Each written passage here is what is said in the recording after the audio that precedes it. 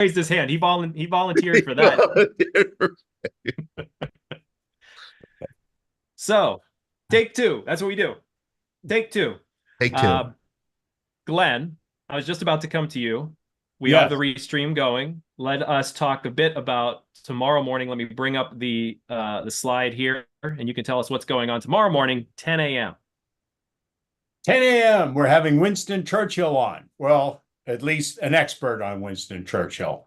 Alan Packwood, the executive director of the Churchill Archives in Cambridge, England, is going to be on tomorrow morning. And he is the author of a book. I don't have it here in front of me, but the name of the book is How Churchill Waged War. And he has another book coming out. So he's one of these, as I call them, Churchillians. He is probably the leading expert on Churchill these days since the passing of Churchill's official biographer a few years ago. So he's on from 10 to 11. This is sort of a preview for our travel group because we're going to be visiting the Churchill archives, and Alan Packwood, we believe, will be there. It's still a little bit too far out for him to 100% commit to be there on September 15th, I think it is, when we visit the Churchill archives.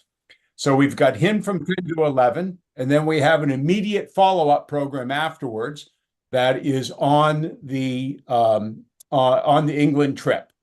It's just meant as an informational session for those that have already committed to go. We have, what now, Todd, 30 or so that have committed to go? 30. 30. Paid their money. We've got their children held as hostage. They're definitely coming. And we hope 2 or 3 more. So it's an informational session for those that are coming and those that would like to hear more about it who might consider coming. That's from 11 till maybe as late as 12, but probably more like 11 to 11:45, depending on how many people we have. And then while I'm plugging my shows, which I'm pretty good at, Thursday night, we have another World War II Prisoners of War, War over Europe, Masters of the Air, with Marilyn Walton and 2 of her good friends that have written books. That's about not only POWs, but it's a little different twist. It's about the spying and coding effort that the POWs went through to get information out of Germany back to England. It's really quite fascinating, something I had zero idea about. So I'm done plugging. I'll let you guys run the show from now on. And we're going to jump that show straight to Chuck Theusch, given our bit of hiccup in the beginning. So, Chuck, welcome to the program. As Todd said, we've heard a lot about you. We love your organization. Thank you for joining us tonight. Well, thanks for having me. I never heard of the VBC, and I'm glad I did, thanks to Billy Terrell. He said, gee, you got to talk to this Todd DiPastino, so thank you. Absolutely. You are the CEO of the Library of Vietnam, Laos, and Cambodia. And that's a big organization. We want to get to that very, very shortly because, like I said, we have a lot to get to with you. But I do want to give everybody sort of that background as to how you got to the point of creating the library. So let's dive back a bit. And we know you're drafty Army, but take us back to '69 when you were drafted. What was the feeling like whenever that happened to you? Well, I actually volunteered for the draft. My brother had just gotten back from Korea, and we were milking the cows. And I said to my dad that I didn't see any point in going to college, and I did it at that point, and I had a curiosity about Vietnam. So he said, well, you could sign up for the draft, and they'll take you in order. So we went and we signed up. So I was kind of the draft pushed me into it, but I was not a reluctant person to go. I was curious. So at any rate, went down, signed up, and got drafted, and actually got sworn in on my 18th birthday in Milwaukee, June 18th, 1969. So, and then it was in Vietnam by December 23rd. December 8th. Can you describe to me that curiosity? What? Part of it is I've always had a kind of an innate curiosity that say my younger brother, he never had that. And I really can't put my finger on it, but it hasn't waned at all. And now I'm 72 and I still have a driving curiosity. I'll go out to California to meet Lately Hayslip, or I see Jill Hunting is on board here. And so part of it is just a natural curiosity, nothing related in a political sense to the wartime. So was it a curiosity for war or a curiosity for the region, the country? I wanted to know where it was. I wanted to know what we were fighting about. I cared about politics for a young guy, you know. So it was an amalgam of all of that. Yeah. And where were you stationed when you got there? When we got there, first of all, we flew as opposed to being on a ship. And when we got there, we went to the reception station in Cam Bay, and then on up to Chu Lai, where the Americal Division was located. And in the Americal, they had three major units. There was the 11th Brigade, the 196th, and the 198th. And out of the luck of the draw, I, along with one other guy, were assigned to the Old Guard, the 4th and the 3rd Infantry in the 11th Brigade, which is fortunate now years later, because I'm a life member of the Old Guard, and that's the unit responsible for guarding the president and guarding the unknown soldier tomb and all of that. So I go to their reunions. And when we landed on San Juan Hill in Vietnam, I didn't know what the big hat was. They had a big cockade, they call it, on top of TOC guard, and nobody knew what it was. And we little GIs, we'd talk about it, what the hell we're going to defend this thing. And later on, we learned that was historically significant, dating back to 1784. So that's where I served my time, San Juan Hill, and then working off the hill with small LZs off of this big LZ. So I was in FDC, Fire Direction Center, after spending time as an ammo bearer and then a gunner in a mortar platoon. So that tells me, and correct me if I'm wrong, that tells me that you were out on patrols? Yeah, but generally speaking, I was lucky, because after a couple of months, I wound up being an FDC, Fire Direction Center. And so that, and in 4 deuce, 4.2-inch mortars, and nobody's going to lug one of those things around. So we would be put in on a base, or if we set up a new fire base on a hill, we'd be carried in by choppers. So I didn't face the level of in the bush activity that other platoons in our company did, because I was in the 4 deuce platoon. So in fact, I think about the one story I like to tell about 4 deuce and what I was doing was as FDC. And, just a couple of days ago, we celebrated or commemorated the loss of Pat Tillman, who was killed by friendly fire 20 years ago, in 2004. And that reminds me of the luckiest day in my life, which was late at night, 2 in the morning. I was on FDC, and the guy calls in for a fire mission. And we were on a hill, and you had to count off the rings and everything. And anybody in artillery or in the military will know the 6,400 mil circle. And so at 9 o'clock, you have 1,600, and then 6 o'clock, you got 3,200. And then at 3 o'clock, you have 4,800 and 6,400. Well, I inverted a number, and the number was, let's say, I called in 1300 instead of 3100. That made our firing in a different direction. And the guy started calling in on the radio, who the hell is shooting us? Who the fuck is doing this and doing that? It was really, really something. But fortunately, they were at a different elevation and the rounds fell ahead of them. Nobody was killed. And I thought of that the other day. And to show how that makes a difference in your life, later I was at a bank here in Milwaukee and I deposited some money in an account and the gal inverted the number.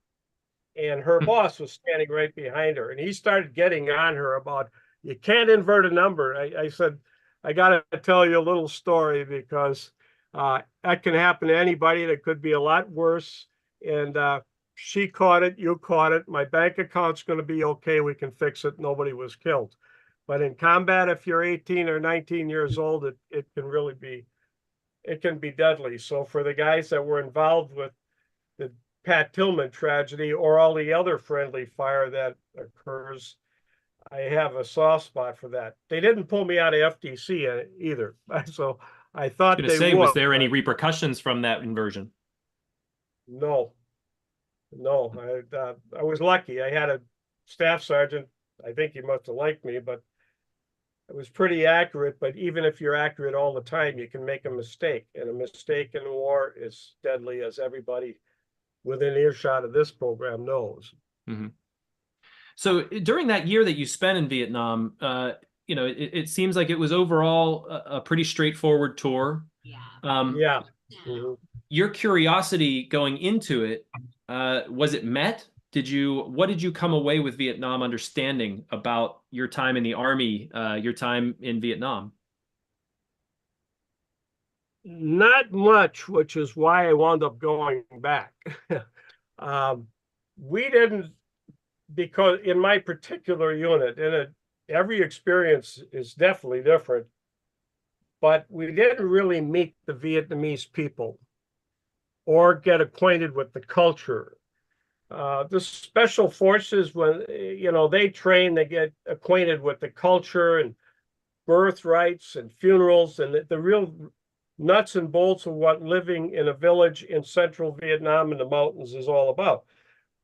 We just would, to the extent we went into the village, we'd go in and court on it and do our thing and then move out, or then later on, I was just firing from a hill. So I didn't know them, and I always thought I would like the people if I got to know them better. And so that curiosity stayed in my mind. Also, I'm sort of something of a history nut, and I was always impressed in American history how America always seems to go back after war and go to work with the people we just fought. And that came from a familiarity with the Revolutionary War. In fact, I got a book here about the Revolutionary War, the Tories and the Patriots, and how we got along after that war and how the laws were passed to everybody, get together. And after the Civil War, you had Lee and Grant giving the weapons back to Lee's men. World War I, you had Woodrow Wilson with his 14 points. And then World War II, the Marshall Plan. So I thought, well, that would be very American for us to go back. We got a whole history of it. So that's part of what engendered that in me. And the other part was then later in 1984, after coming back and then going to law school, my campaign for Congress in Chicago. And that's where John McCain came out and campaigned for me, as I explained to you. And he said, we got to go back. We always do. And that stuck in my mind. And then later I met Colonel Roger Donlin. He's the recipient of the first Medal of Honor awarded in the Vietnam War in Nam Dong, Hue Province in 1964. And he went back in 93 and 95. And McCain had gone back to Track Book Lake in Hanoi, where he dove into in 85 and 2003. But those two guys kind of planted that seed in me. And then when I came back the first time, we stumbled on the idea of the library. Well, I came back here and I thought I'd talk to a few guys I knew, and let's raise some money for a library. Okay, And so wait, I'll bookmark that because now I think yeah. we've flashed over several decades here that I'd like Oh, to yeah, dissect a little bit. Sorry. We'll end the program at 7:25 tonight, people. But Yeah. Chuck, we want to spend a little more time with you. So okay, so you come back home after this year in Vietnam. Obviously we've talked about this curiosity, but you know, talking about that experience that you had there, the time that you spent with, the Army, the time you spent with maybe some of the people, some of the culture that you were sort of absorbing a bit. You're very young. Where do you take your life after you get back? And Vietnam just kind of sits in the back of your mind? Yeah. And when I came back, I was a little bit of a renegade, like I understand a lot of veterans are. I traveled around the country, sold magazines door to door. Out in your neck of the woods in the east, Michigan, Ohio, Pennsylvania, and then I went out west to Colorado and California and Washington and Oregon. And I just percolated for a while. And then I ran across protesters in Oregon because at that time Wounded Knee was happening. There was a protest up there, and a guy I was working with bought a van and drove up there, and he wound up in the newspapers in Oregon and stuff. And once again, I didn't care for I respected the protest, but I didn't care for the process. So I kind of packed my stuff up and came back to Wisconsin, then started college and still had that lingering in my mind. And then going to law school had always been something on my mind too, which I did in Chicago and graduated in 79. So, and then after that, I got into politics in Chicago. And what made you decide to go that route? I'm always very intrigued by this because at least at that time, like you said, you brought up McCain, it's sort of like, how many veterans were sort of going into politics at this time. And, even nowadays, it's evident in my generation, the guys coming back from, the post 9/11 generation, and how few veterans we have that, go into public service. What made you decide to go that route? I always thought, well, and I don't know if this is true or not, but we kind of let Vietnam, once we got out of Vietnam, April 30th, 1975, completely, and signing the first armistice in January 73, we just walked away from it, sort of. And I understood the political environment was really sensitive with all of that, but I always felt we should go back for a lot of good reasons. Number one, we're Americans. That's part of American exceptionalism to me. At the end of a war, we put the extended hand from the American enemy is part of our history. But number two, in this particular war, that was even more pronounced because we had walked right away from it. Vietnam was a dirty word in the American political parlance in the late 70s. And McCain, when he ran, and then you had guys like Colonel Donlin, they were still out there talking to people about Vietnam and wouldn't let it quite drop. And as I started to say, I had a couple of guys tell me, if I go back, I'm going back with a 30 cal or a machine gun. And there was there was a lot of ill regard for the for the idea of doing anything in Vietnam in 99, but it was because of McCain and Donlin, who I could point to and say, well, these guys are going back. And Colonel Donlin is a Medal of Honor recipient. John McCain is a congressman.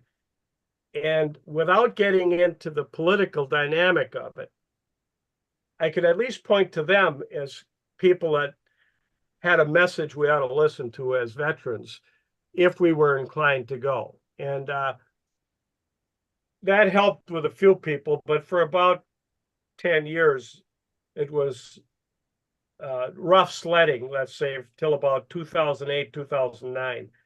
And then things started to change. And now, the therapeutic effect of time can't be overstated, I don't think. And now, as our generation moves into its twilight years,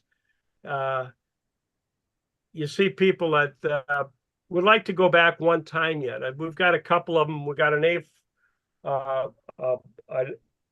Skyhawk A4 pilot who's bringing a couple guys over on our 60th trip in December, and we hope more people will come. It kind of closes a chapter, and we've done something for the people, and we've embraced them, and they've embraced us. So that has been the reward in it and the motivation in it, dating back to inspirations like John McCain and Roger Donlin. So with McCain, did you have communication with him about this, about going back and, as you started to follow that idea, he actually campaigned for you. Is that true? Yeah, he did campaign for me. He came to Milwaukee, Chicago, I should say, a couple of times. And that was a big thing for me because I was not in politics. I was raised on a dairy farm in Wisconsin.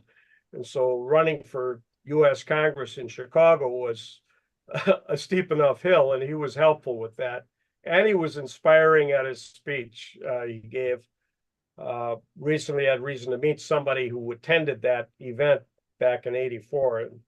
And they hearkened back to that. So he left a message that people remembered for what it's worth. But he also gave me something to talk about when I talked to fellow veterans later. But I didn't talk to him later. The guy I really hooked up with was Colonel Donlin. And Colonel Donlin at Nam Dong, he was kind of ahead of the curve in military planning. Colonel Donlin had a team A726 that was involved in the Nam Dong battle, but he also had a guy named Gerald Hickey, who was an anthropologist, with him. And when they assigned an anthropologist to a Green Beret team in 1964, that was kind of ahead of the curve. There was also a guy named Sproul, who was a lieutenant or a captain back then in '63, who had built that first camp. But what I was impressed with was the idea that they would send an anthropologist to work in the business of understanding the people that they were fighting with. And Colonel Donlin, later, he worked with us when we built the library at Nam Dong and met the old VC and the NVA, and there's a whole story behind that. But Colonel Donlin talked a lot about Gerald Hickey, and I saw him speak maybe 25 times over a 20-year period. And he always mentioned four names. One was Gerald Hickey, who died 2013. And I didn't listen to Donlin's advice. He says, get a hold of Jerry Hickey and sit down with him. And I didn't get it done in time, and he died. And then the three guys that were killed there, and one was the first Australian killed in the Vietnam War, was Kevin Conway, and he was killed in that battle. And then there was another soldier who his wife had twins the night of the battle. One of those twins died and was buried with the dad at Arlington National Cemetery. And then the third one was Gabriel Alamo, and he had been in World War II, Korea, now Vietnam. And so, but Colonel Donlin really took up the idea of going back. It really meant something to him. He went in '93, then he went back in '95. And serendipitously, he went alone. He met this one guide who had been in the South Vietnamese Army, Tran Dinh Song. And after being with Song, there he is. he's up there in 93, and then he's there in 95. He went back because of, you see all the weeds in the first picture. He went and they cleaned up the weeds and everything. And the mountain yards of that community came out with him.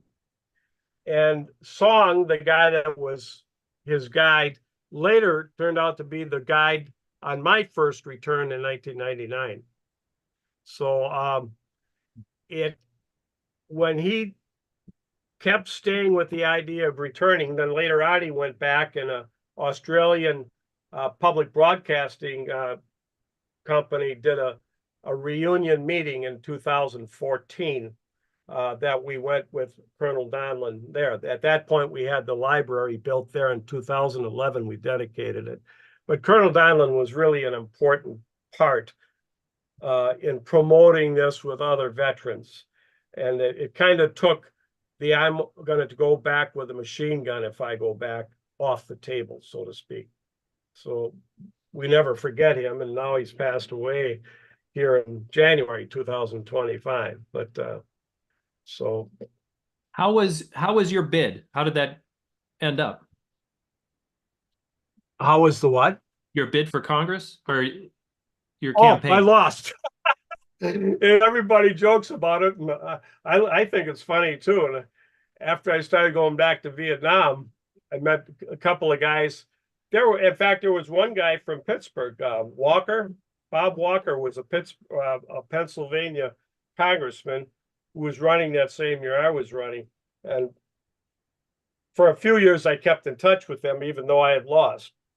And we had a little group in a training session in Philadelphia. And those guys all joked that if I wouldn't have gone back over there, then there wouldn't be any libraries, and I probably got more done there than I would have in the United States Congress for Vietnam. So, and that was kind of on my mind. So what the hell? I'll leave it like that.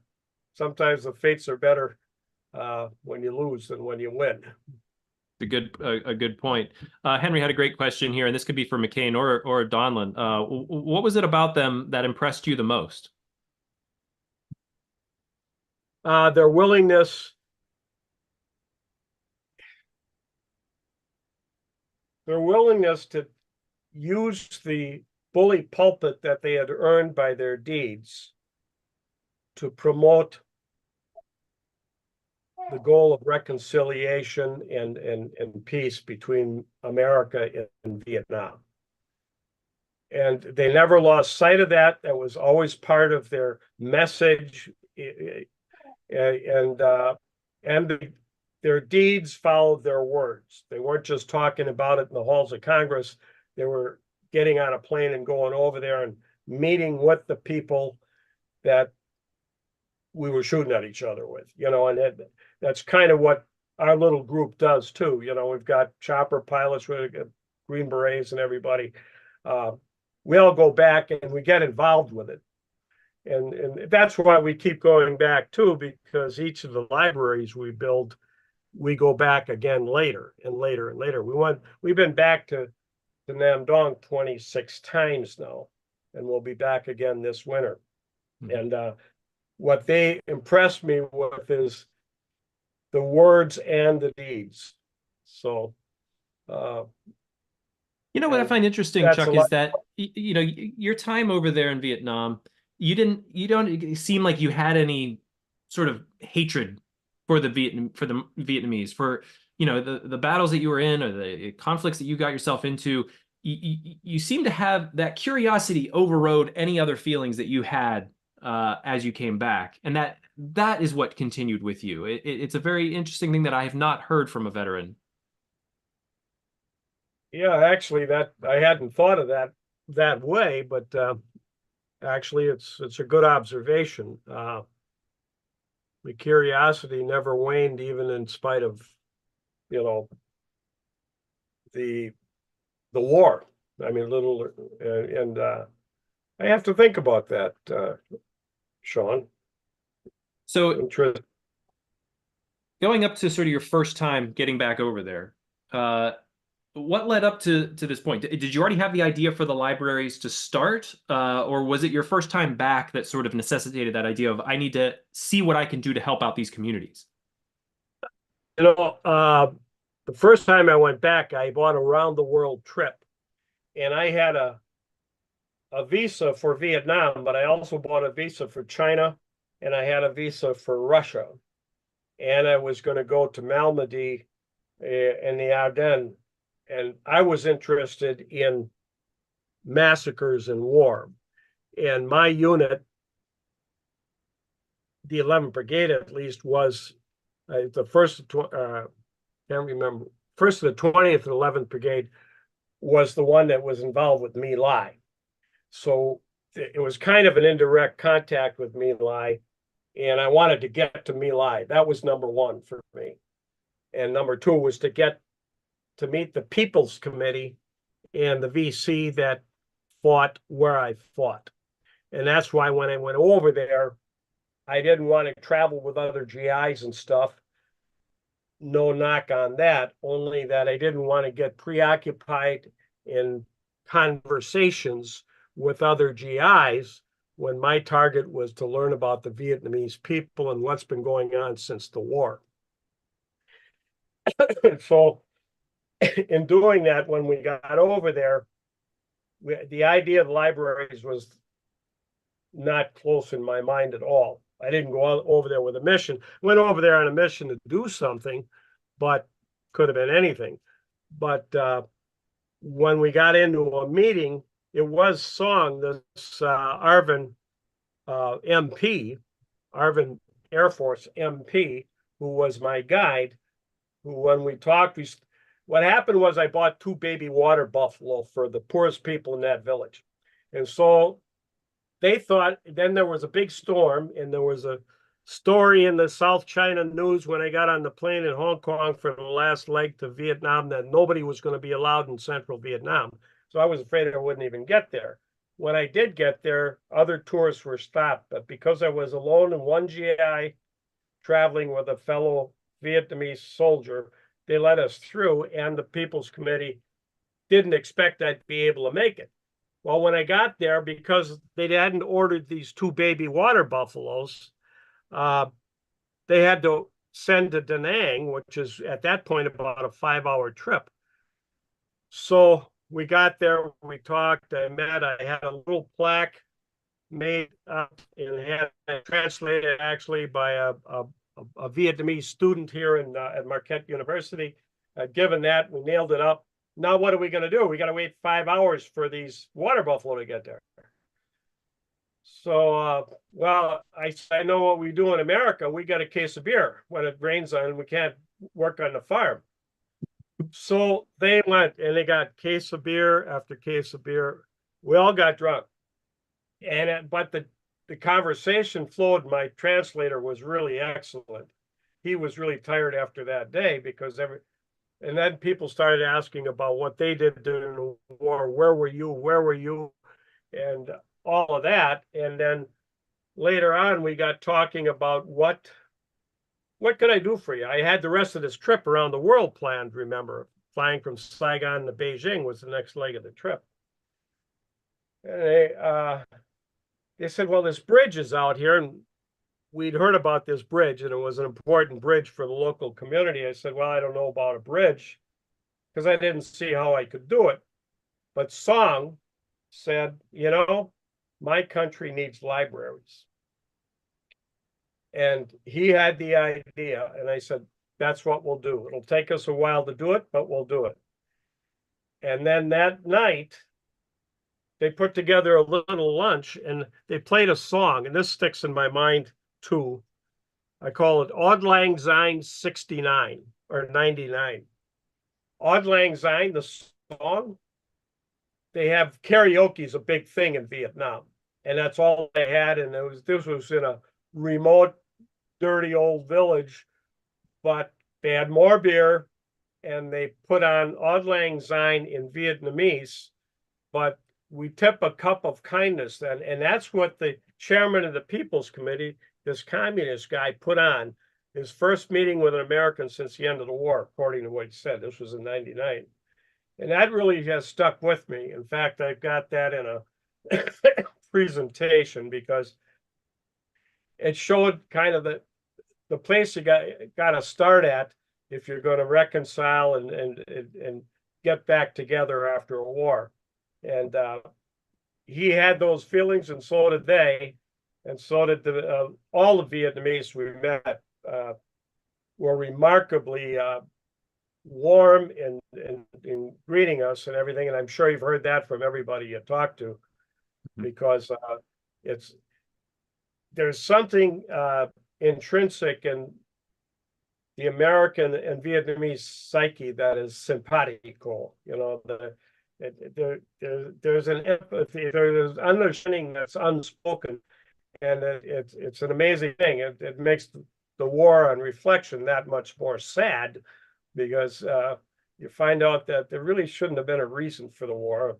I've done a lot of study on it, but that doesn't reflect on the soldiers. That reflects on the politicians, which is another story. But what would you say out of that first trip was do you say, like, what you just recounted, was that the most surprising thing that you found, that you learned on that first trip back?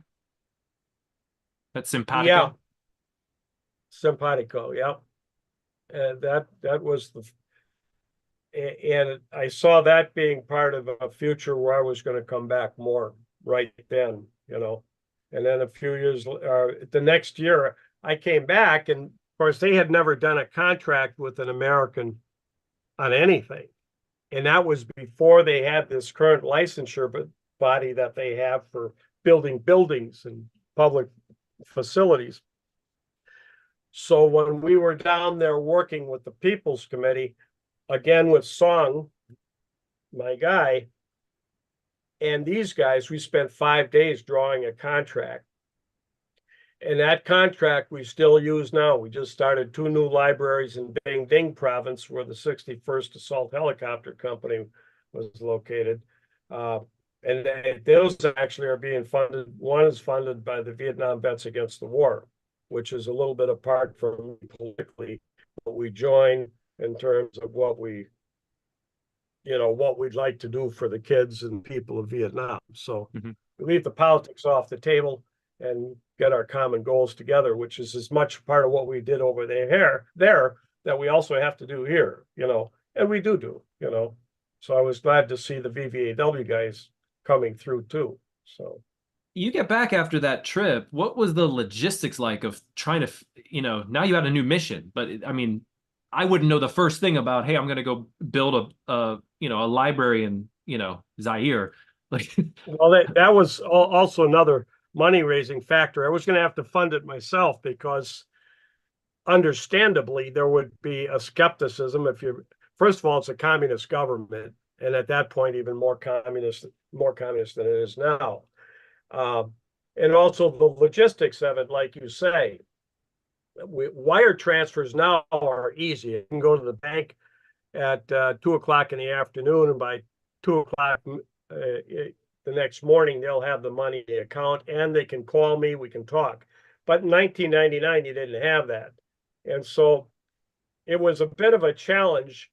And overseeing the construction, we hired a guy that I ran into in Hanoi, a Vietnamese guy who was an engineer, and paid him to fly from Hanoi down to Duc Pho, which is down in central Vietnam in Quang Ngai province, and do the oversight on it.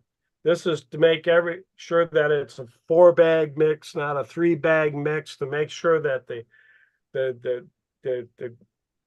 rods that went into the concrete and the brick was thick enough. Sometimes they try to make those thinner and all sorts of stuff. So monitoring the construction was difficult. And I was glad it was just my money. If it had been somebody else's money, I'd have been worried about that. But I figured, well, I'm going to spend the money and see how it goes. Well, I spent the money, and then they really did a beautiful job. And the contractor, who is now very sick, I'm going to be seeing him for the last time this next trip, if he lasts that long. He did a great job. And the chairman of the People's Committee, the first guy I met, that guy has died too since then. I've been there to see his family since then and all of that. But those 2 guys did a great job. And that first library in Duc Pho is the reason we were able to do others. if that had been a flop, then I'd have gone back and probably, I'd have come back here and I wouldn't have talked about it to anybody, obviously. But they did a heck of a job, and that's the one that served both in design and the contract that we've used now these 25 years with some small adjustments. But so the logistics of it were a challenge, and fortunately, we had good people on the other end that made it happen. This, I'll bring up a picture, but this wasn't the first one, correct? No, that's the first one in Laos. And that was Is this the same design that you've used? Yeah, it's about the same design, except I made a separate trip over there to talk to an architect because I wanted a Western architectural signature for this. What they do in Vietnam and Laos and Cambodia too is, you'll see a school, and the school will be rectangular. And there's it's like a U, and it's very practical and no inspiration in it. And I wanted a separate building. So a kid had to walk out of school and walk to the library, and it would have to have library on it. And it'd have to have a gabled roof, and it had to have handicapped access. And it'd have to have computers once we got that far. This one has all of that, and it's done on a Lao motif with a little bit of Lao architectural signature to it. You can tell that's either in Laos or Cambodia, it could be, with the snake on the roof. But so I was involved with the architecture on the very first one, because I wouldn't build it if it was just going to be a square added on the end of an existing building that you couldn't tell was a library. And the word American had to be on it, and working with Americans. So a little something we have on the plaque too, on the very first plaque, and on every plaque we have that. But yeah, that was the best one we ever built. They did a really great job on that one in Laos, but they did a beautiful job on the ones in Vietnam also. In fact, it's kind of funny. We had 5 days of talking about the contract on the first library, and we got the contract all worked out with this agreement in English and Vietnamese. Now the question was, we had an argument on the construction and the architecture. And I had a Vietnamese guy from Washington, D.C., who had worked with National Geographic on a set that they were just building there. And he came over, and I had a napkin, and I drew a little picture on that napkin. I wanted a gabled roof, the things I mentioned, the handicapped access, all of that. He says, okay. Well, we got into that discussion, and they had their communist architect there. And there was the guy was, sure enough, rectangular building, is going to build it right on the end of that, and he was going to be done. And it only took him about 5 pages for all the drawings, because it was just an extension of the existing building. I said, that just won't work. So the chairman of the People's Committee and I agreed that Friday morning, their architect and my architect would get together. And I told my guy, don't give in no matter what, and I'll be up in my room. So now it's Friday morning, and I'm up in my room. My guy is down there waiting for their architect to show up. Supposed to be there at 8 o'clock. Guess it'll be about 8:20, and the phone rings, and it's my guy calling from the lobby, and he says, Mr. Chuck, he isn't here yet. We're not going to get it. I said, oh, no, we just won this negotiation. He said, what do you mean? I said, well, the first thing he's going to come in and say is, I'm sorry I'm late. And that's no position from which to negotiate. So the guy did come in, and sure enough, he said, I'm sorry I'm late. And then he turned out he went out and got drunk the night before. And he got up late, and that was the only excuse he had. So he signed off on my guy's plans, and then he asked my guy if he wanted to go out and get drunk with him today, because he had the day off. It was Friday. It was going to be a weekend. And so, again, better to be lucky than to be smart in a lot of things in life. And that was Exhibit A right there. And after that, that was the standard design we would show with some small variations as we went on with these other libraries. And I should say that since 99, you've been back to Vietnam. The upcoming will be your 60th trip since 99. Yeah. So talk, that's an incredible story about the first one being built. What was the community's reception of it? And there's a great question here in the chat of, this was a communist government. Did they dictate what books could go into this library? Was there any censorship? Lead me through sort of like the finalization. This thing becomes realized, and suddenly this idea that was presented, this new mission you had, is complete. Did you feel like that was the bookend? That was okay, we did it. I'll see you guys later. No, that was what I preached from the very beginning. That was only the beginning. When we dedicated that library, that was the beginning, not the end of anything. In fact, years later, parenthetically, the Gates Foundation gave us 10 computers for, I think, 12 libraries we had at that time. And the Gates Foundation is a good foundation, but they got some things they don't do right. One was they put in these security things to watch the people and all that, but they never went back. And going back is not only important for the relationship, it's important to watch what's going on, and sometimes to do ambush visits. And we did all of that over all these years. That's why we go back so often. Now I've got guys that go over themselves, and I'll send them there, and they'll just go and they'll buy lunch for the People's Committee, and it really gets to be a camaraderie. And so with the book, as for the books, there was and is censorship, but slowly it started unraveling. One example was in Colonel Donlan's library at Nam Dong in Hue Province. And this is in the mountains. The Nung Mountain Yards are the people that live there. We went back one time, and if you go to, I think it's one page in the PowerPoint, I've got a picture of 2 books in there. I think it's in there. At any rate, the one book, and I go up and I would go to the shelves when I go back, and I go through the books and I take pictures of some of the books. And what do I find in there? This was in 2012 now. I find 2 books. The Adventures of Tom Sawyer and the Biography of Benjamin Franklin. Now, how the hell did that happen? I didn't order it. And there was nobody else who spoke English in that village. And they're in Vietnamese. So I know all of this happened. And I knew things were changing in Saigon and Da Nang and Hanoi. But this is a remote area. And if Colonel Donlan were here, he could tell you. I thought that's just marvelous. That's the Nungs being the Nungs. They were kind of an independent spirit. And so later I had lunch with the guy who was the cultural guy, a communist guy there.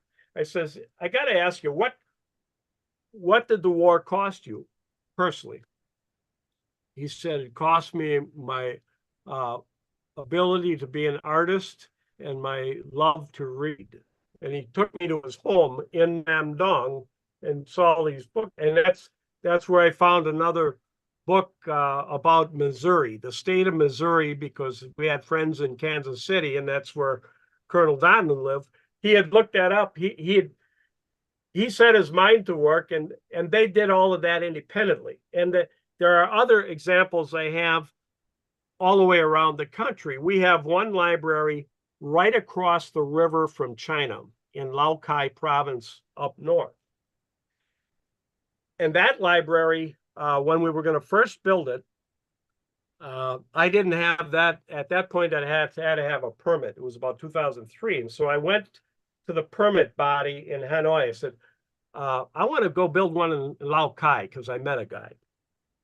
And the official says, oh, no, you don't need a license in Lao Cai. I said, I don't need a license in Lao Cai. I want something in writing, because if I get stopped by the police south of the China border, I'm going to have a problem. He said, no, just go up there. You'll be okay. Well, we go up there and we had dinner, and then we had our drinks. And that's when the second meeting takes place. Like I told you, all these other meetings, when you pull out the beer, you pull out the truth. I asked the chairman of the People's Committee, why didn't I need a license in Lao Cai?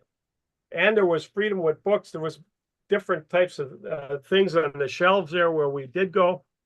He said, oh, that's 1979 when China invaded. In 1972, Hanoi told us we got to work with China to build this road 200 kilometers into our country, and that comes right across the river at Hikau City there. And we didn't want to let that happen, and they had the power, but we've never been close because of that. He said, and then in 1979, after the Chinese built the river, or built the road, while they were an ally of Vietnam, well, then they invaded Vietnam. And the Vietnamese captured an armored personnel carrier, and they caught some soldiers in it, and they didn't have any weapons. And they asked, the one interrogator got a hold of this guy who had all these maps of that road they built 7 years earlier, going from the border 200 kilometers into Vietnam. And along the way, they had planted stashes of weapons for any future invasion and kept the maps of them. And that created this ill feeling between that province and Hanoi. So in that particular case, we didn't need the type of license you needed in other provinces. And there's been variations on stories like that throughout the 25 years. But still up there, that's more remote, back to the books again. That is where they had more freedom with books because they just kind of ignored Hanoi in a lot of ways. And then there was a lady with the Ministry of Justice who was a friend. And she and I worked together, and she wrote a couple books about, one was with marital law, how people can sign up for benefits and things in the jungles and in the mountaintops of Lao Cai. And she gave me those books and stuff. So we did a lot of things that were just dancing around the law. And then there were just out and out disagreements within the government that would work to our advantage. I constantly asked the guys in Duck Pho about bringing in books. So at first I put in 3 computers. Well, I got down there a couple times, and finally I always ask about more computers. No. And then finally I get down there, and the headmaster greets me, and he says, Mr. Chuck, I got to show you something.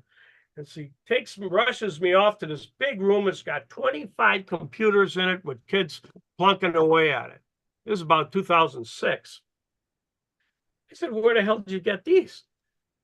He says, well, the head of security in Quang Ngai province donated money for all of them. And I said, well, I'd like to get together with him. He said, nope. He specifically says he appreciates what you did, but he doesn't want to meet you because he doesn't want to be associated with the American bringing in the computers. And I understood the sensitivity of that, and we let go. So we've got this unknown friend who we do know, and we appreciate that kind of thing too, and that kind of thing. There's other stories I can bore you with that too, but it was kind of an insight into the backstories of how Vietnamese government works sometimes. And I gotta say, having been in politics in Chicago, it's not a lot different than some American politics. So I sort of threw this question in last round, but basically, what was the community's response? It seemed like it was overwhelming for that first library that went up. Yeah, and it was funny. They had my guide wanted a picture of me put up there. I says, I don't care about a picture. All I care about is we get the books, 3 computers, and we got the architecture we want, always a big thing. He says, okay, well, so we kept going back, and this area was always hit with monsoons, and then they had some damage, and we sent them a little money to fix that. And all of a sudden I went back about 10 years later, and they had this beautiful marble plaque from Marble Mountain on the library that they did without me asking. And it's a picture of me, and that's a really, it really takes a lot from the aesthetic of the library, but the idea that they thought, and that was 10 years later, you know what I mean? Mm-hmm. That percolated. Somebody in a meeting sat down and said to somebody else, well, we ought to do something. Now the guys keep coming back and everything. This is all about coming back. Just a further example of that, you know? And so, in fact, at that same library, I told you we have ambush visits. And ambush visits are, we'll say we're coming through the area, but we don't tell them we're coming ahead. And sometimes you're not supposed to do that and blah, blah, blah. But we came through at about 4:30 one afternoon, and we pulled in to that first library. And I know there was this little old guy who was always walking around the building. I never knew what he did, and I'd see him for 4 or 5 years. I'd seen him. Well, we pulled in there, and the headmaster, an old VC, he says, "Oh, you know, I don't know. We locked the library. The guy locked the library. Go get him, get him." And he started issuing orders, you know, like you might imagine a communist would, for this little old guy. And finally, little old guy comes running across the yard. Somebody ran and got him, and he comes, he's dangling all these keys. And they started bawling him out. I said, wait. Don't bawl him out. Right now, he's the most important guy in this project. It's 4:30 in the afternoon. We got computers in there, and we want them there tomorrow morning. And there's some crooks around here, just like there are in America. He says, he locked the D. He was doing his job, and I want to thank him. And so we had that exchange.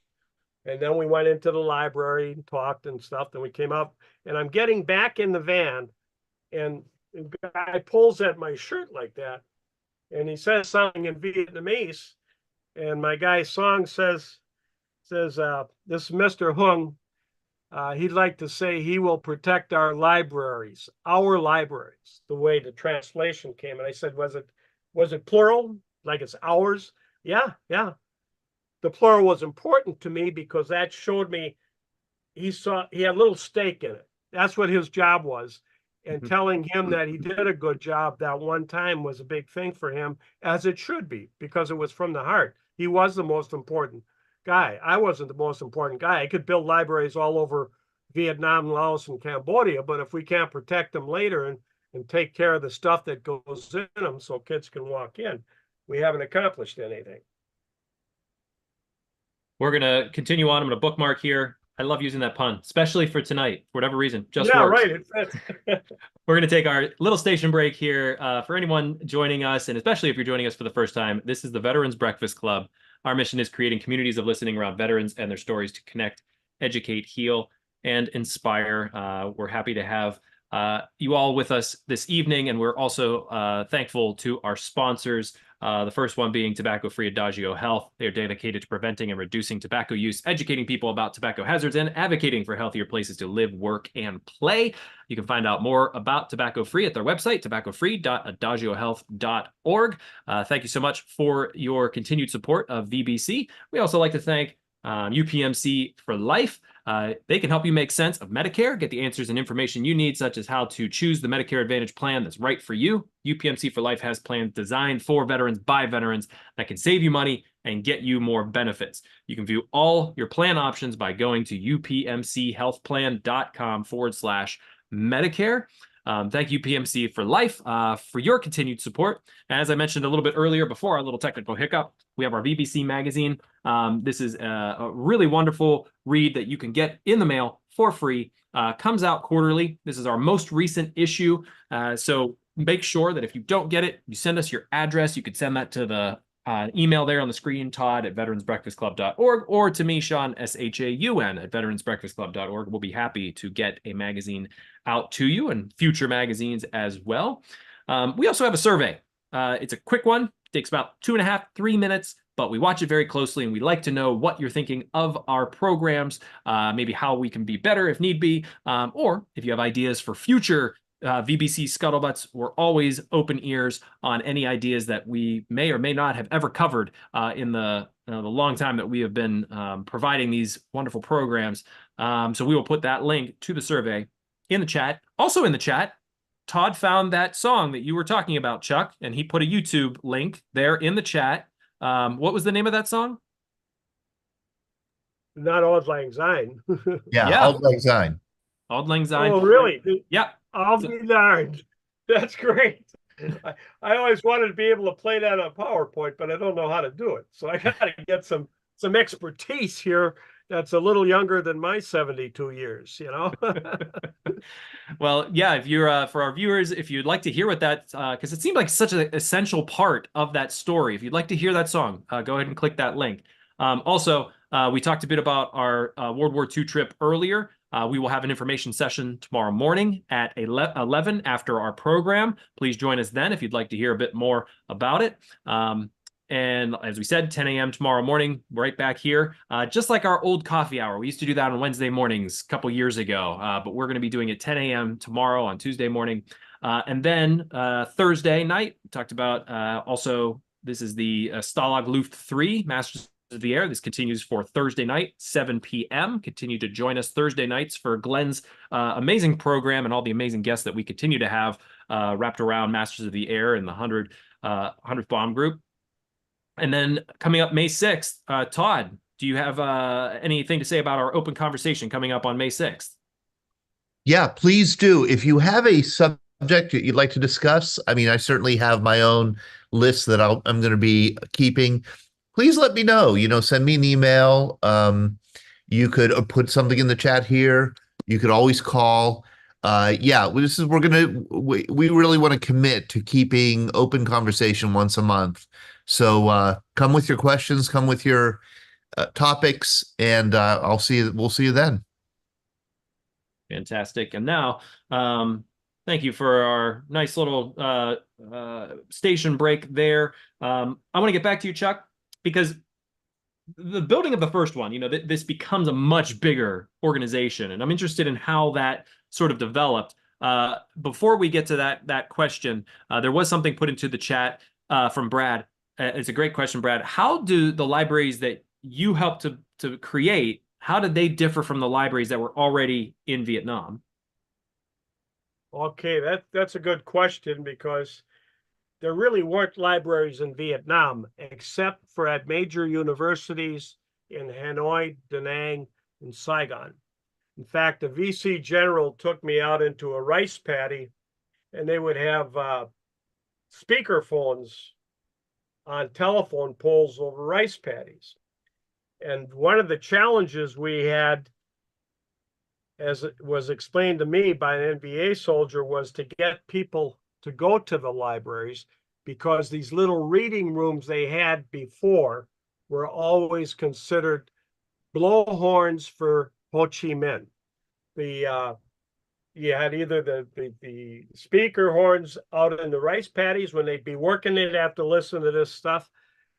And if they went into these little rooms that they had attached to government buildings, a little square room, it would be all the government's message to the people. So the people were so disenchanted with anything from the government, they just kind of ruled it out. The government had literally stymied public education through public media. And the guy that told me that is the guy that's the first Vietnamese to appear in America on 60 Minutes. He came over here. He was an English language speaking guy, but he had been an NVA soldier. And his name is Nguyen Nau Hong. And Hong talked about this, that when he took me up to a place that's well known in Vietnam, and he took me out on this boat. Now we went out swimming, and then he started talking to me about getting people to read in Vietnam. And I never understood why we went up there for that. It was fun. We spent a weekend up there, but it turned out it's because some of the stuff he was saying was kind of sensitive. He was saying you want to get people to read, and that you're going to have to go quietly under the radar. And he introduced me to another guy who was the head of a university who was also thinking along those lines. His name was Vang. And these guys were really experts at doing exactly that. So it took a concerted effort by people in Vietnam to work in the information and to change the people's thinking about libraries. And that was pretty fundamental. And there were no, as I say, no libraries in these remote areas. We built one at Khe Sanh in Quang Tri. We built actually more libraries in Quang Tri province and along the DMZ than any other province. And it took some doing over time, but slowly, gracefully, it's being achieved. Even now, as I said, with the example of the books we found, for example, in the Nam Dong library. But it's a good question. The people didn't have libraries, basically, in the rural areas, which is where the war was largely fought. It seems to me that a lot of this story is good deeds sort of beget further good deeds, that people saw the good in what you were trying to accomplish and wanted to be a part of that and somehow support it. And whether that was as an anonymous supporter or someone who, actively was opening the doors, that kind of amazes me. That's actually another good observation that I hadn't really considered, but one good deed would beget another good one, and they would reciprocate. You know what I mean? So you really wind up working together. The key is not getting too pushy, which is like what I did in Duck Pho with not wanting the plaque put up there in the first place, and 10 years later it shows up, or not putting the books in Nam Dong, and 10 years later the books show up, and going back and saying hello all the time along the way. That actually has been the most rewarding part of this, is just the everybody's side doing a lot of work. It isn't just Americans dumping stuff off. I will have to say that I'm not impressed with a lot of NGOs because what they do is they dump something off, they have a nice event, and then they go, and then it shows up on the website, and then they go someplace else. So it really smacks of fundraising at the expense of results, because they don't come back. And like the Gates Foundation, they do a great job at what they do, but then they don't come back. We had a library we built in Laos, 14 kilometers inside the Lao border along the Ho Chi Minh Trail. And that library, somebody across the way, finally, Gates came in with 40 computers. When I got there, the school guys who we knew whisked me in there to show me that. And there they all were, but they all had plastic over them. I said, well, how long have they been here? Oh, about a year and a half. And then there were 6 in the corner that were stacked up. I said, well, we tried to use them. We didn't have any expertise. They didn't, and Gates Foundation signed a contract with an IT guy in a city that's about maybe 3 hours away on mountain roads. That guy never came out there, but he was getting the check from Gates all the time. And they had nobody that would go down there and go in there to see if the things are physically working. It was pretty basic stuff. You don't have to be a rocket scientist. You can be a farmer and know that you got to have the tractors in the field. Just having them parked because they don't run in the shed doesn't get you anywhere. And there's a lot of that a lot of foundations do good work and then they drop the ball because they don't go back. They come back with pictures and photo ops, and they have donated. So I'm not challenging that. I am challenging what they do afterwards. They need to rethink a lot of what they're doing, I think.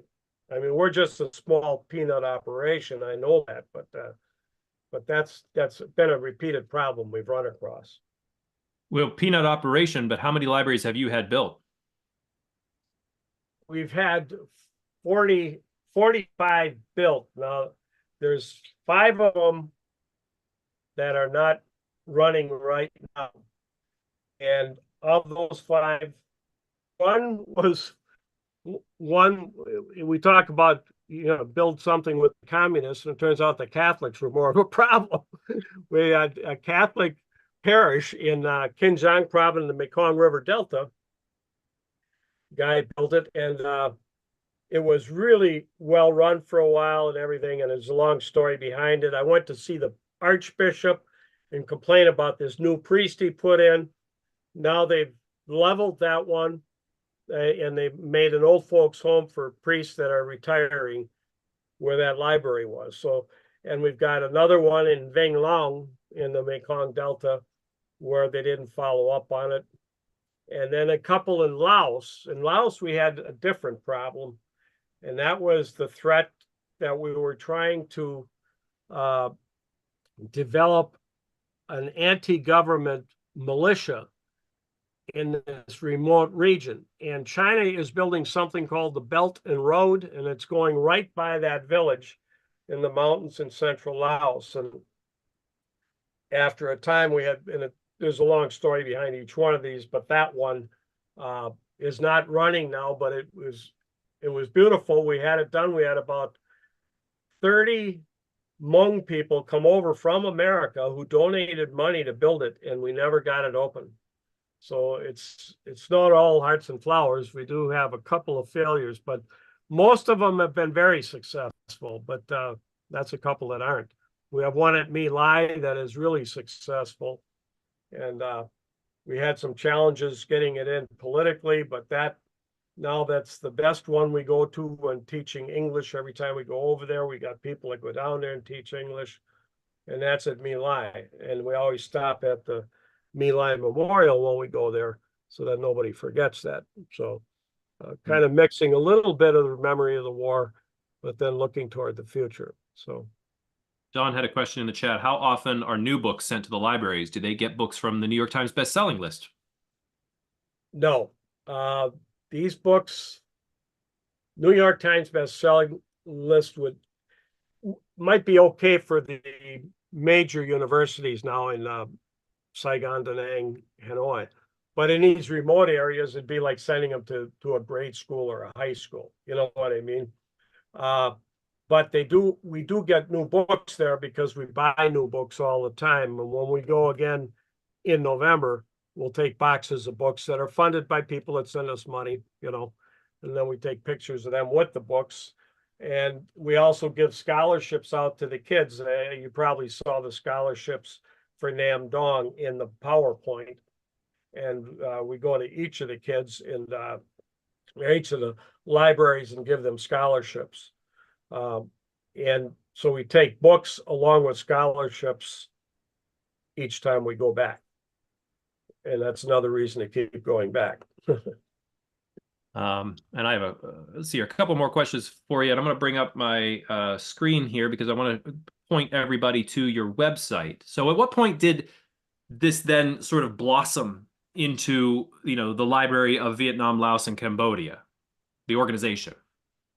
Yeah, that started with Ross Worley, Sergeant Major in the Special Forces, who I didn't meet in America. I met him in Hanoi the first time in 2002, and I had a couple libraries up at that point. And he, it turns out, has a company in Kansas City, and he attributes as very successful. It's a concrete forming system that he started, aluminum concrete forming system, and he attributed a lot of his success to some 40 Lao families that work for him. He said, could we build one in Laos? And I said, well, I've never been to Laos, but yeah, I suppose we could. So I sent a fax to some Lao guy I knew at the consulate in Saigon, and he sent it on. And there again, better to be lucky than to be smart. It got to the right guy that took the message and sent it back to me. One day later, said, come on over. And so that's how we got going there. The other one in Cambodia, there's a guy named Bernie Krischer. He was the Asia bureau chief for Newsweek magazine and the founder of the Cambodia Daily, which was the first English language newspaper in Phnom Penh. And I met him at a restaurant in Chicago one time. We just got talking and we went to work, and that's how that kind of bloomed. So it was fortuitous and meeting the right people and lucky. So no plan I could lay out. So here's how we're going to do this. And now we're going to go to this country and that country. You just kind of wait for the ripe apple to fall from the tree, I guess, for us. Was there ever any criticism? People learned, like, as people learned what you were trying to help out there and create libraries, it's such a good deed. I can't imagine there was, but was there any ever criticism about what you were trying to accomplish over there? Yes. I've gone, my guy, I'm calling him, but that's because he is my guy, over to America. And then we went to a series of different places for presentations. And one of them was the Rotary Club in San Francisco. And like all Rotary clubs, they do a lot of good work. And they had something they were had just been involved with in Vietnam, but it was doing water wells, which is obviously a needed thing. So they were doing great work. But this guy got up, or the guy got up, and he said to the after Song spoke, and then I spoke a little bit, and then the president of the Rotary stood up, and this guy from the Rotary Club members got up and says, well, I don't see what good any of that does until you give them water. And then he went on rather lengthy, seeing no value in any of what we were doing. And so the president was really a nice guy. He was worried I was getting offended and all of that. And it didn't offend me. He raised a good question, actually, you know. And I said, well, let me answer that. And I told him, and I said, you know, there's the quality of life and health, and then there's the quality of life to live. And if you don't make life worth living, then living isn't worth much. And what we do is try to we got to work together. If you're putting water in there, that's what's needed. Yes, that's the first thing. But it takes a longer vision to get somebody to donate to building a library and educate. And that takes a future orientation. And it's not for everybody because you need everything anyway. It's okay if they want to do that, but they should rule out the nature of other types of giving if you're going to do that in foreign countries. And so we've always kind of looked at it that this takes a long view of history, and you got to believe most of the people what we do when we go there is take a lot of pictures and bring them back and show them to the people that donated this, because they're not going to see a kid graduate from high school. I have a daughter from Da Nang who was in an orphanage, and she was 9 years old when I started sponsoring her. She's 33 now.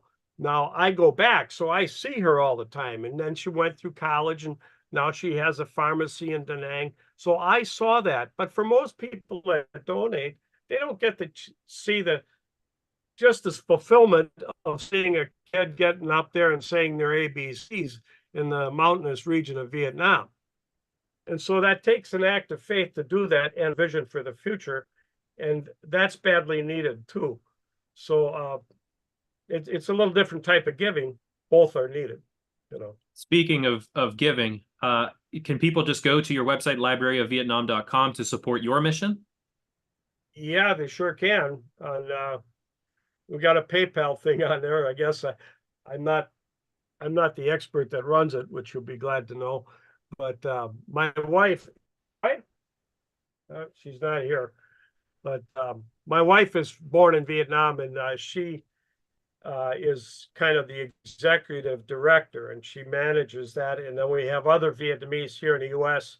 that manage the website too, in fact. So yeah, we appreciate anything. The other thing I might say is that if you're thinking about traveling toward the end of the year, we could at least keep you in the loop, even if you just want to know when we're traveling. And I just pulled up here. It's December 1st through the 20th is when you're keep me in the loop. Yeah. So if you're interested, and even if you decide not to go later, but if you're interested in following the travel, that's where we'll be going. There's the provinces. And so it'll be an important trip just because it's celebrating 25 years. So I see Ken Embers is on here. He's a 61st Assault Helicopter pilot guy. And he and the 61st Assault Helicopter pilot guy has funded a library in Bung San in Binh Dinh province. And it's one of the best operating libraries we have now, in fact. So, and there's Jill Hunting. Jill, tell them about Pete. All right. Well, I'd like to tell people how I found you, Chuck, and how I wound up traveling with you. And I wrote a book about my brother Pete Hunting, who was killed in an ambush in 1965. And when Pete was killed, a lot of people contacted my parents and said we would like to do something to honor Pete's memory. And so the decision was taken to, and I should say Pete was with International Voluntary Services. And so people contributed money, and my parents were asked, what should we do to honor Pete? And because on both sides of my family, people had founded universities with a gift of books, they decided to build a library in Phan Rang in Pete's memory. And it was a small library, and that's what they did. Time passed. I read a book by Andrew Carroll about war letters. And Andy talked about this man, Chuck Theusch, who was building libraries in Vietnam. So somehow, Chuck, I found your phone number and contact information, and I wrote to you and said, Chuck, you don't know me, but we have an unusual interest in common, and that is libraries in Vietnam. And so it happened that you and your wife were traveling. I said, come visit me in California. And you did that, and you told me about your trip, and I wound up going on a trip with you. And you made it possible for me to go to Phan Rang and see their new library. The little library built in my brother's memory was gone by then. But Phan Rang has a modern new library because it had this old library. And that was built still during the war. I think it was completed in 1967 by International Voluntary Services volunteers. And when that library was built, the people in this small city didn't know what a library was. And they said, what do you mean we can borrow a book and take it home? And they had to be reassured, yes, you can come and borrow a book. You can come read in this library. So that was a pioneering effort. And so to those of you who are on the call, this is how I managed. I went back to Vietnam for the second time, met Chuck, traveled all around, had some wonderful experiences and some very, very funny experiences together. And Song, your translator, was part of that group, and one other person who had funded a library. So if any of you want to consider going on one of Chuck's trips, I'll tell you, you will be in great company. You'll have a wonderful time. You'll learn a lot. You'll love the people you meet. And, it stays with you. Thank you so much, Well, Jill. That's a glowing review. Well, she left a little bit out of the story about her brother. She didn't know where he had been killed. And thanks to her and me forgetting my luggage one time, she and Song found the place where her brother was killed, and they said a little prayer from the Book of Common Prayer, and Song said something in the Buddhist observance too. That was very touching. I had a general idea where Pete had been killed in this ambush, and I had the military coordinates from the convoy that came and found his body 5 minutes after he was killed. But we didn't know how close we might have been to the actual site. So there we were in the approximate location, and a man came down and said to our interpreter, "Who is she?" And he said, "She is a sister of someone who died here." And he said, "When I was a little boy, my parents told me never to play here because it was very dangerous." And he pointed down the road and said, "Do you see that sign?" I think it said sunglasses. And he said, "That's where it happened. My parents told me never to go there. That's where they killed the American." Oh, that's Yeah. was quite a story to actually find it. I didn't think we had a ghost of a chance, but you had faith, and faith counts for a lot. Chuck, I want to make sure the website that I can direct people to, I did put the link in libraryofvietnam.com. That is the correct website. No, it should be Children's Library International.org. My apologies. No Children's. problem. We may Yeah, I have didn't want to send people to the wrong place. It's Children's Library? international.org. It's painfully long. I hear you about, yeah, we have veteransbreakfastclub.org, which always, when you type it out, takes a little bit of time. I will put that in the chat now. But I want to thank everybody so much for joining us tonight, especially you, Chuck, with this just incredible story and this incredible message. It gives me hope to know your story, to know that there are people out there doing these good deeds, like we said, and hopefully this tonight will help beget even more good deeds. But I want to thank you for your time. one quick question to ask you, Pittsburgh guys. Okay. Oh boy. Real quick. Okay, you see this book? Rock Solid? Rock Solid.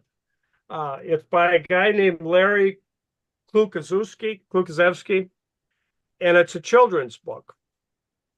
And it's written by Klukaszewski, but it's about a hero from Wisconsin here, Rocky Blyer, just a couple feet down from Lambeau Field. But anyway, it's a children's book. And what we have done in the past is we've taken children's books and put them in Vietnamese and give them to people in Vietnam. And I was thinking about, if you can I send an email to Clue, as he calls himself on the book, to see if it's okay to take this. We have a publisher in Vietnam. We'd like to do the same book and put it in English and Vietnamese. It's short, but it's to the point. And it finishes with, "If you believe you can, from Rocky, and pass it out to the kids in Vietnam." Do you know Clue, or can you get a hold of him, or? I'm sure if we Chris Parolo, Johnny on the spot. Oh, really? Okay, Chris. Go ahead. I am a personal friend of his, and I have a connection to try and get a hold of him. And well, if you can. I mean, it's just a thought. I mean, we're just throwing a little bread on the water, but it's a nice book. And I got a couple copies of it here. And for kids, it would be ideal. And I want to do one with a Vietnamese athlete, but this would be good for an American athlete. There's a couple pages on Vietnam, but it's tastefully done that we could just translate directly. You know what I mean? It doesn't talk about communism or all of that. It just talks about a soldier who went to war, and then he came home and he had courage and he said, "I can do it," that kind of stuff. So that's how it's. What would be a good quantity, or what would be a quantity you would need? Well, probably a couple hundred for the first trip. It did a couple trips. The other thing is, if I can get an approved version of this, I can get them printed cheap in Quang Tri, Vietnam, in Dong Ha. Let me try and put you in touch with him directly. I appreciate that. I Okay. send him an email, but I understand he gets a lot of emails. I mean, it's, you know, you get bombarded with them. So, but yeah, I appreciate that, Chris. Yeah, if you're inclined, I'll at least ask him, see what he thinks, you know. Definitely, definitely. Chris, if you'd like to send me an email, or Todd and I will get you connected with Chuck. And Yeah, I Yeah. appreciate that, Chris. Appreciate it a lot. Very good, very good. I'll take care of that. But yeah, Sean, if you do that, we'll see if we can make this connection. was that like a Hail Mary pass, Chuck? Because boy, oh boy, you just sort of threw that out there. Yeah, And right from the maybe pages of Arab Parsegian and Notre Dame. Maybe it's the dad in me, but I'm full of the puns tonight. It's been a pleasure, everybody. doing, Thank you all. But Elvis has left the building. You guys all have a great night. Hope to see you all tomorrow morning. Chuck, everyone, Jill, thank you so much. And please, you're welcome back anytime. Thank you all again. Have a wonderful evening. Thank you. So long, Chris. Thank you. Good story. Enjoyed it.